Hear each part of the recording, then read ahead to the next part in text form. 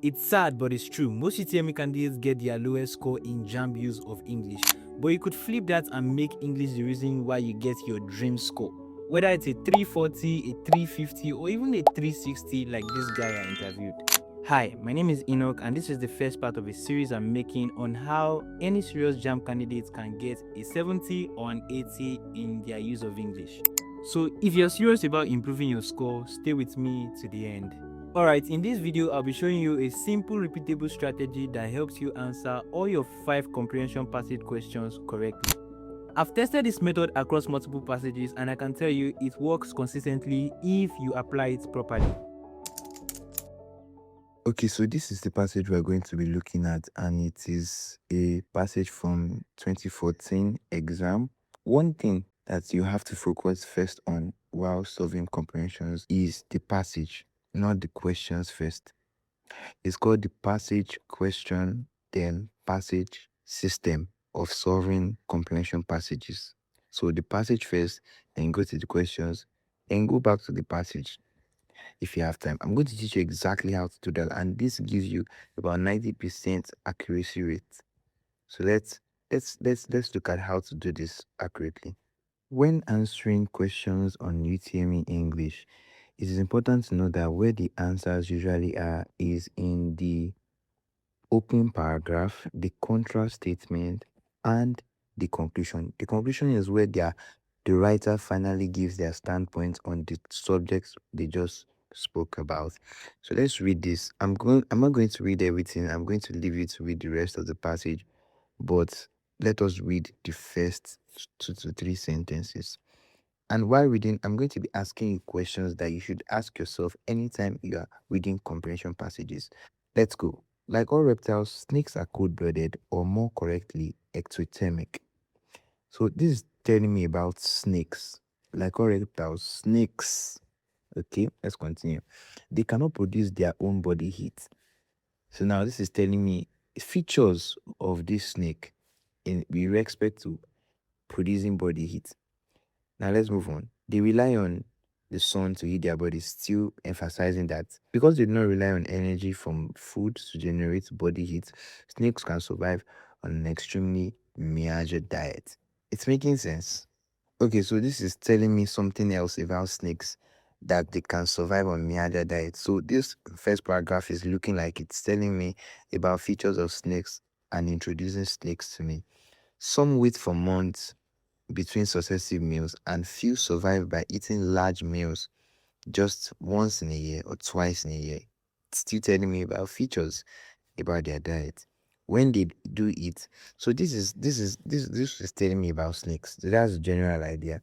So I'll leave you to read the passage carefully and ask yourself the following questions. What is the general idea the writer is trying to pass across, and why did the writer talk about this after saying this? It helps you to know the train of thought of the writer. Please, while reading the passage, make sure that you pause the video so that you read everything before we move on to the next. I want you to really get this. Pause the video and attempt to read the passage. Very important. Okay, so I've completed the passage and I hope you have too. While reading this passage, it was very interesting reading it. And here are a few things I would like to highlight. The passage is all about snakes, telling us about snakes. But paragraph 1 told us the features of snakes, more on the features of snakes, most especially how they maintain their body heat and their diet, how they eat. It told us that they eat meager diet. They can survive on meager diet, extremely meager diet. That is little, like diet once in a while, like small. That's what it means. Then it's telling us again that some feed on it's from some live by eating large prey once in a year or in 2 years. And it tells us that is typical to the African rock python, which can eat as big as an antelope or a small cow. Now, paragraph 2 now tells us more on where they are. It tells us first on their classification, then it tells us on where they live, telling us that you don't find snake in Antarctica, although they are very abundant in tropical areas.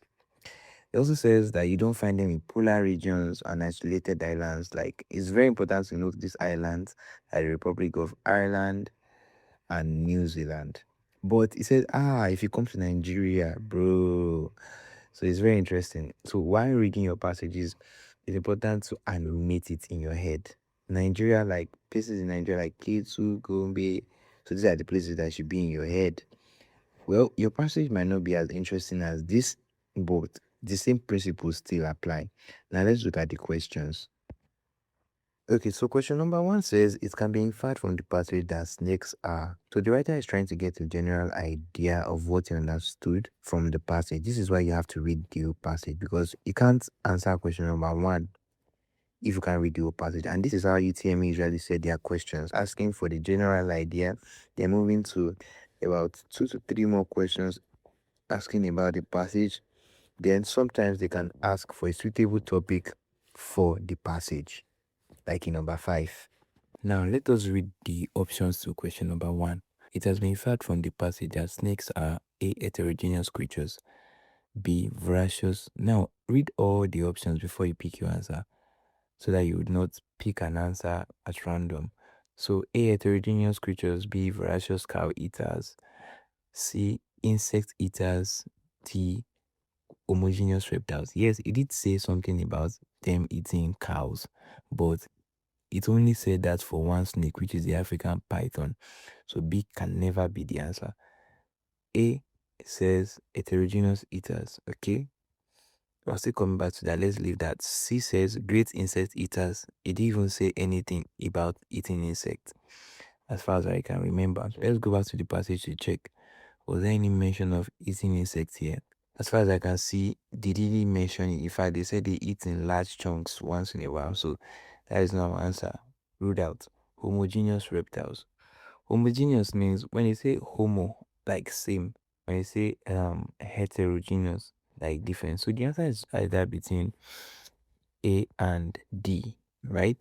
So let's go back to the passage to check for the right answer. Okay, so the answer to this question lies in the first statement in the second paragraph. With over 2,500 species belonging to more than 10 families, you can see that already spells heterogeneity. With over 2,500, that means they are different. That they are different in the way they look, the way they appear, the way they live, where they even stay. So that already cancels out the homogeneous state, apart from the fact that some of them, most of them eat in large chunks. The passage was careful to tell us that these snakes are heterogeneous by saying that with over 2,500 species. I feel like that was even why, if you notice, that was why this first statement was put there in the second paragraph, because the second paragraph mainly tells us where they live. But when you see something like this that doesn't really look coherent with the remaining paragraph, look out for it. With over 2,500 species belonging to more than 10 families, he then moves on to say snakes are large and successful groups. Okay, let's stop there. He now starts saying they occupy this blah blah. Now from there, the whole passage now tells us about where they live. So why did he give us that first sentence about their species? So that's why we should note it, and that's why we came back to it. So the answer here is option A. Snakes are heterogeneous creatures. So let's answer question number 2 together. I'll leave you to answer question number 3, and we'll conclude 4 and 5 together as well. So the question says the most notable thing about snakes, according to the passage, is that they. So it's fine actually if you don't remember everything the passage, says or tells you, but it's just this diligence and discipline to go back to look at it. So what is the thing that struck you the most? But let's read the options first. A says abound in Gombe and Plateau. That was said in the final paragraph. That's definitely not the notable thing, most notable thing. B says are versatile in reproduction. Okay. Let's look at C. C says eat big but seldomly. That is deep. Now let's move to D. Exist in families. Okay. What is the most notable thing? So let's go back. Let's go back to the passage. Like all reptiles, snakes are cold-blooded, or more correctly. So you don't have to read it from the beginning to the end again. But just scan through. Just scan through. So when you scan through, you'll get your answer. And I'll tell you how we're going to get this answer. If you don't understand any part of the passage, I want you to pause and rewatch it again. Because it's very important that you get it. This can save you a lot of marks in your UTME. So going back to the questions, you notice that option B of number 2, are versatile in reproduction, wasn't really even spelt like that in the passage. I'm not sure the passage really talked about reproduction as far as I can remember. But you check again. That's why you have to check again. You notice that the classification I did at the beginning of this video of paragraph 1 is going to help a lot. I told us that paragraph 1 talks about the features and what are the two striking features that it talks about, how they maintain their body heat and how they eat as well. So that's what paragraph 1 talks about. There's no place for talking about reproduction and all of that. So that rules out option B. Existing families. Let's look at option D first. Or let's look at C first. It's big but seldomly. Yes, passage talks about this, and that it talks about this in the first paragraph. It says many snakes have specialized jaws and that enable them to swallow animals that are far bigger or far larger than their own heads. That is striking. That is actually striking to me as a normal person. I'll be wowed. That is notable, right? Now let's go to the passage page that talks about existing families. It says with over 2,500 species belonging to more than 10 families. Okay, that is not so striking. It's not so striking because all other animals also have families that they belong to, right? That is not so striking. That is not as striking as saying that they can eat diets that are as large as their own head. So that makes option C our correct answer here. So I'll leave you to answer question number 3 on your own. The right answer to number 3 is option A. And that is the only thing that seems correct in the passage. If you don't know how it works, I would like you to go back to the passage again by rewinding this video to check the answer. Number 4 says it can be deduced from the passage that snakes have A. No auditory organs.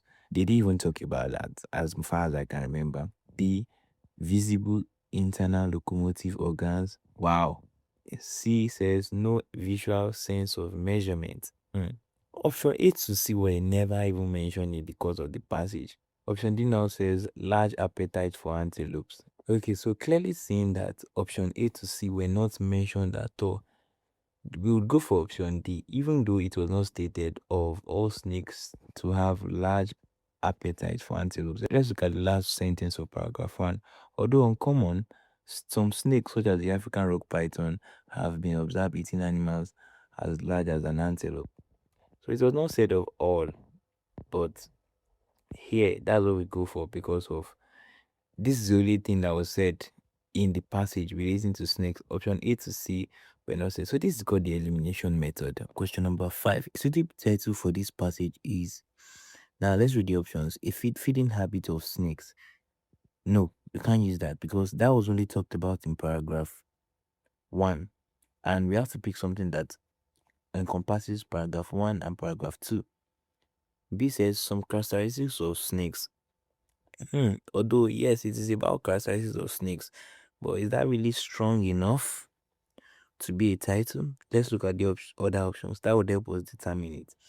Snakes as legless, cold-blooded reptiles. No, that was still only encompassing paragraph 1. This says species of snakes in Nigeria and other lands. No, that is only encompassing paragraph 2. So the best answer here is some characteristics of snakes. Even though it's not strong enough, if there was a better name in the option to give the passage, I would go for that instead of some characteristics of snakes. But since the only thing we have here is some characteristics of snakes, we would go for that because the passage talks about characteristics of snakes, where they live, how they eat, and all of that. So that is how to answer comprehension passages correctly. I hope you have learned something. So by now you'll have learned that when answering comprehension passage questions, you should take note of these things. But you should understand that this does not work for each topic, because this is just one out of the 7 topics JAMB sets every single year. So if you want to know the other guaranteed topics and what to master in each of them, I'll be making videos on it later, but make sure you are subscribed so that you can get a notification when I release the video. Having said that, I'll be hosting a 2 weeks intensive class for UTME students. It has started already and I want you to be a part of it. But you're lucky if you're watching this video. Here's why. Because you watch this video to this very extent, I'll be giving you a discount if you use the link in this video description or the link in my channel description. Alright, so we're done with the video. Kindly let me know what you learned in the comment section, and if you love this video, you're definitely going to love these ones as well. Bye.